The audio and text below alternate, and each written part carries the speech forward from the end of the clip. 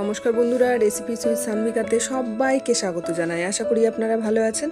আজকে আবারও চলে এসেছি দারুণ একটি রেসিপি আপনাদের সাথে শেয়ার করতে। আজকে আমি ভোগের লাবড়া রেসিপি আপনাদের সাথে শেয়ার করতে আসলাম। সামনে লক্ষ্মী পুজো, সেই লক্ষ্মী পুজো উপলক্ষে কিন্তু আপনারা এই লাবড়া রেসিপিটা তৈরি করে নিতে পারেন। লক্ষ্মী পুজো ছাড়াও আপনারা এমনি দিনেও কিন্তু এটা তৈরি করে খেতে পারেন। খুব টেস্টি হয় খেতে, আর ভোগের জন্য তো একদম পারফেক্ট। তো কেমন করে তৈরি করেছি আসুন। প্রথমে একটা গুঁড়ো মশলা করে নেব। প্রথমেই আমি নিয়ে নিয়েছি গোটা জিরে, গোটা ধনে, গোটা গরম মশলা আর দুটো হচ্ছে শুকনো লঙ্কা। গোটা গরম মশলায় আমি লবঙ্গটা বাদ দিয়েছি, দিয়ে ড্রাই রোস্ট করে নিয়ে গুঁড়ো করে রাখলাম।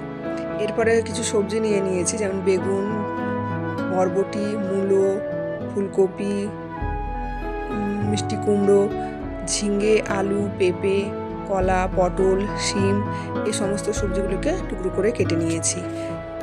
ভালো করে প্রথমে পরিষ্কার করে ধুয়ে নিয়ে সবজিগুলোকে কেটে নিতে হবে।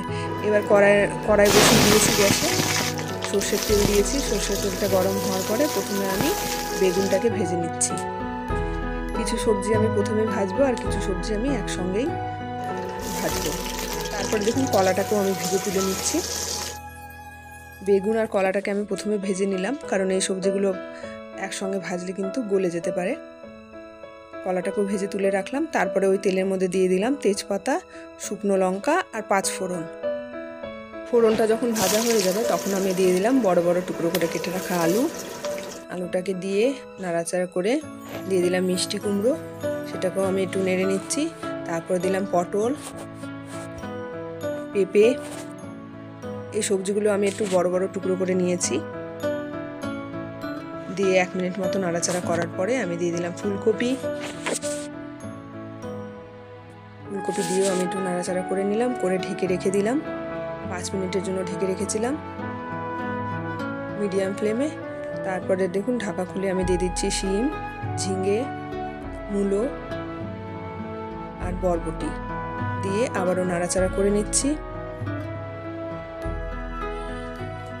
এই সবজিগুলোকে আমি মিডিয়াম ফ্লেমে দিয়ে নাড়াচাড়া করে নিচ্ছি, একটু ভেজে নিচ্ছি। তারপরে দিয়ে দিলাম পরিমাণ মতো হলুদ আর পরিমাণ মতো নুন, দিয়ে আবারও 2 থেকে 3 মিনিট ভালো করে নুন হলুদের সাথে সবজিগুলোকে ভেজে নিচ্ছি। তারপরে দিয়ে দিলাম আদা কাঁচা লঙ্কার পেস্ট, আর দিচ্ছি এখানে একটু কালারের জন্য কাশ্মীরি লঙ্কা গুঁড়ো, দিয়ে আবারও নাড়াচাড়া করে নিচ্ছি। মশলার সাথে ভালো করে সবজিগুলোকে একটু ভেজে নিলাম। তারপরে দিচ্ছি আমি এখানে কোরানো নারকেলটা যদি আপনাদের কাছে না থাকে তা আপনারা স্কিপ করতে পারেন। আর টেস্টের জন্য আমি দিলাম 1/2 চামচ মতো চিনি, দিয়ে আবার নেড়ে নিচ্ছি। অসম্ভব সুন্দর হয় খেতে, খুব টেস্টি হয়, আপনারা অবশ্যই একবার হলেও ট্রাই করে দেখবেন। তারপরে একদম লো ফ্লেমে আমি 10 মিনিটের জন্য ঢেকে রেখেছিলাম। তারপরে ঢাকা খুলে দেখুন অনেকটা নরম হয়ে গেছে। তারপরে দিয়ে দিলাম বেগুন আর কাঁচা কলা যেটা ভেজে রেখেছিলাম সেটা দিয়ে আবারও একটু নেড়ে চেড়ে নিয়ে আমি দিয়ে দিচ্ছি গুঁড়ো মশলা। এটা লো ফ্লেমেই আপনারা করবেন, তাহলে কিন্তু জল ইউজ করতে হবে না। সবজি থেকে যেটা জল রিলিজ হবে সেটাতেই কিন্তু সবজিটা খুব সুন্দরভাবে হয়ে যাবে। আবারও আমি গুঁড়ো মশলা দিয়ে নাড়াচাড়া করে ঢেকে রেখে দিয়েছিলাম 8 মিনিটের জন্য। দেখুন ঢাকা খুলে কি সুন্দর হয়ে গেছে আমার লাবড়াটা। এবার আমি কিন্তু সার্ভ করে দেব। দারুণ টেস্টি হয়েছিল খেতে, খুবই সুন্দর। আপনারা ভোগের জন্য অবশ্যই এটা একবার হলেও ট্রাই করে দেখতে পারেন। আর আমার রেসিপিটা যদি আপনাদের ভালো লেগে থাকে প্লিজ একটা লাইক, শেয়ার, কমেন্ট করে আমার পাশে থাকবেন। যারা নতুন বন্ধু আছেন এখনও আমার চ্যানেলটিকে সাবস্ক্রাইব করেননি, প্লিজ আমার চ্যানেলটিকে সাবস্ক্রাইব করে আমার পাশে থাকবেন। আর এই রেসিপিটা অবশ্যই একবার হলেও আপনারা করে দেখবেন, খুব ভালো হয় খেতে। এতক্ষণ আপনারা ধৈর্য ধরে আমার ভিডিওটি দেখলেন, তার জন্য অসংখ্য ধন্যবাদ। আবার আপনাদের সাথে দেখা হবে।